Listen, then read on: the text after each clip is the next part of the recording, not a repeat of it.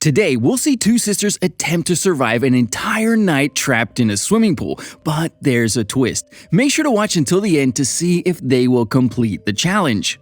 Now for my challenge. I'm aiming for 100,000 subscribers before the end of 2021. Subscribe now to help me reach this huge milestone. And if you change your mind afterwards, you can always unsubscribe. Oh god, I'm already tense and nothing has gone wrong yet. Movies about things going wrong in or around water just do that. I'm trying to get out of here. Little putts. And Tobin Bell is in it. Well, then you know disaster is just a stone throw away. McGrady runs the aquatic center and he posts a poster that mentions the pool will be closed for an extended holiday. Fun little fact, McGrady is even the name of the former caretaker in The Shining, which is the director's favorite horror movie. As he walks around, we also meet Bree, who is seen checking her glucose by the poolside. Everything so far is literally setting itself up to be a terrible experience. Not for us, definitely for the characters though. Out in the parking lot, we meet Jonna, who we find out has a drug addiction. Then we meet the janitor Clara, who is seemingly a kleptomaniac that steals from the people's lockers. This is the worst possible mix of characters to have trapped in this situation. And you mean to tell me this is inspired by true events? That just makes it 1,000 times worse. After Jonna and Bree have a heart-to-heart, there is clearly a past there that I'm sure will come up later. But ultimately, the two of them enjoy a nice, peaceful race together. Everything seems okay for now. Ladies, we're closing up. You need to get out of the pool. Well, this is where it all goes wrong. You mean to tell me that the warning for everyone is this old man's quiet voice? There's no bell or alarm or intercom. As the sisters get ready to leave, Bree realizes that her ring is missing, but Jonna spots it in the drain in the pool. How she was able to spot that ring from that far away, I'll never understand. As Bree is down there trying to get the ring out of the grate, Jonna decides to dive down and help. What are you gonna do? It's a tiny ring in a tiny crack. Two people can't even get their hands around the ring at the same time. While the girls are down there, the drain starts to suck Jonna's hair, and Bree tries to help her pull it out. Oh, hell no. Can you imagine being down there, seeing that going over the pool, and not knowing if there would even be enough space for you to breathe? No, thank you.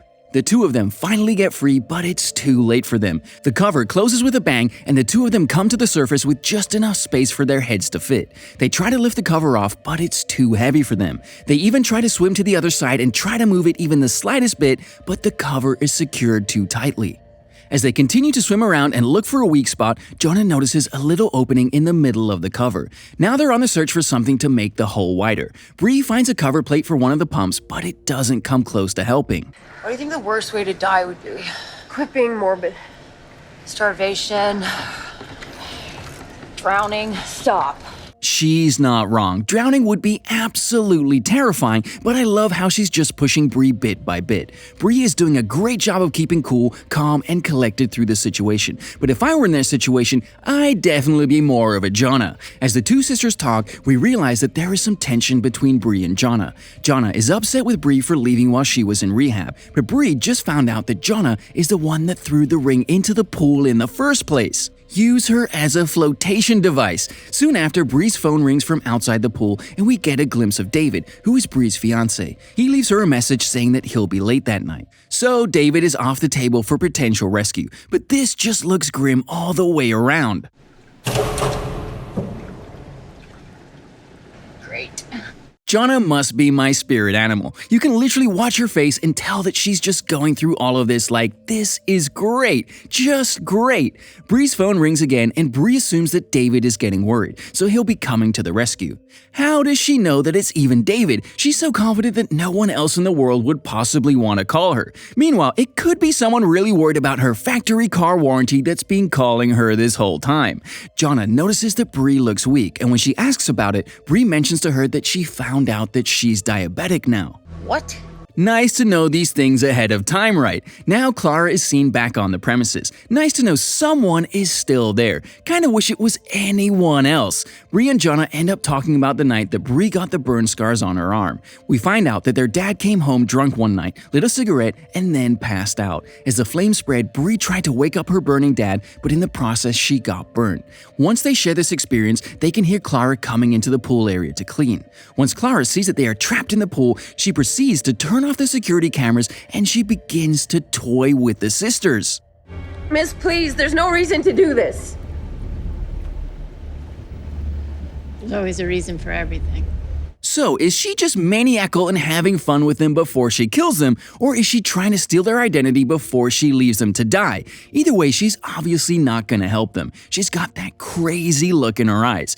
Turns out, Clara is blackmailing Bree into giving her the PIN code to her bank card. She never promises to let them out, but there aren't many options left to them at this point. Things never end well for stubborn girls. Yeah, she's gonna let them die. Or maybe she'll throw some super concentrated chlorine into the pool with them. With that, Clara turns out the lights and turns off the pool heater in a last effort to get the PIN code. Sure enough, Bree gives her the codes after she promises to let them out. Who in their right mind is gonna trust that? I'd have given her the wrong codes for sure. Not to mention, it's not just drowning they have to worry about now. The temperature in the pool drops a considerable amount, and that's just more icing on the cake. It's like every worst fear compiled under one pool cover. Jonna tries to stay warm while Bree is trying to stay awake on top of staying warm. Her diabetes is kicking in and it's been too long since her last shot. Jonna goes down to try and take the grate out, but when she comes back to the surface, she can't find Bree. Wait, okay, so this movie has been a serious collection of phobias and drama so far, but this is just too much to ignore. Jonna comes to the surface looking all around for Bree, but Bree is literally right there. Jonna legitimately just doesn't turn her head 5 degrees to the left and calls out for her over and over. My faith in them surviving is not high. Bree fell asleep for the 30 seconds Jonna was at the grate, but that doesn't bode well for her in the long haul. Bree and Jonna continue trying to reconnect, but Jonna's guard is hard to come down. Bree continuously tries to reinstill hope in Jonna, but Jonna is finding it a little hard to have hope at a time like this. What the?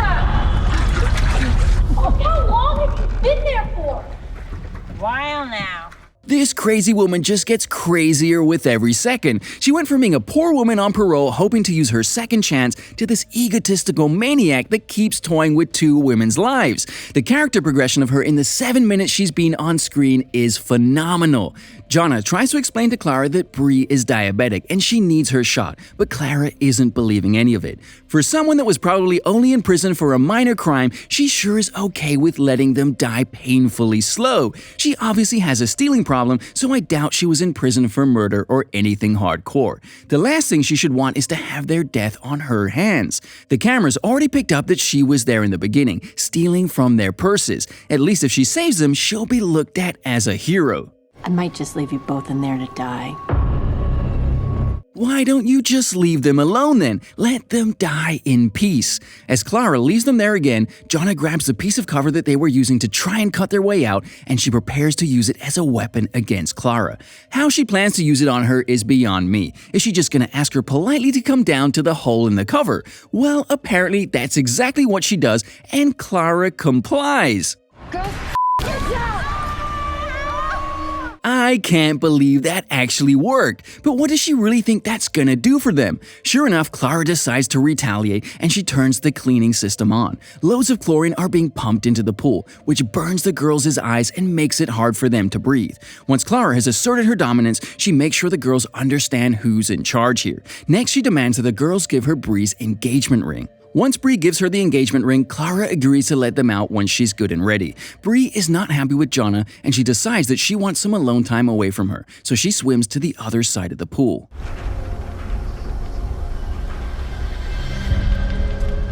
Please don't be a dream, please don't be a dream. Bree calls out to the people she hears outside the pool hall, and David comes running in to save her. As she is embraced, David tells her she can't leave Jonna, and with that, she comes too. When she finds Jonna, Jonna has the piece of cover in her hands, and she is holding it to her neck. After Bree talks her out of killing herself, Jonna apologizes for everything that has happened.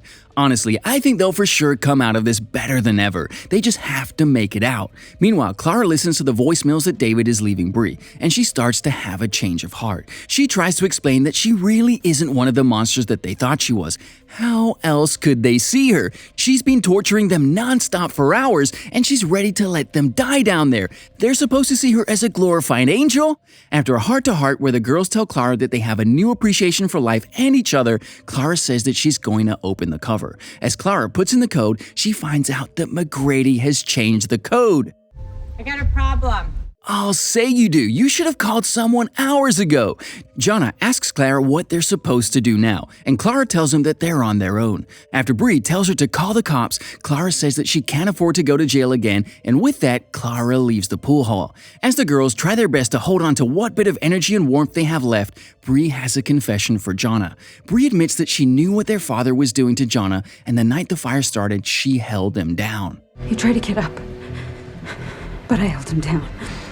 Oh, damn! Well, that explains her burns even better than before, and it's the perfect redeeming moment for two long-lost sisters to reconnect over. Too bad she's about to die right after fixing the bridge between them. Life lesson here. Don't wait until the end to patch things up. Jonna swims back down to the grate, and with a magnificent show of force, she gets it up. Weird goof here. She might have been able to actually get it up all this time if she hadn't been stepping on it the whole time she pulls on it. As Jonna gets back to Bree, she finds her floating unconscious. Wake your up! Come on! If I ever find someone that is drowned, I will just yell for them to wake their ass up, and they better come to just like that. As Bree comes to, Jonna takes the grate she pulled up and starts to band her way out of the fiberglass cover. With each strike, the crack spreads a little more until she finally busts out.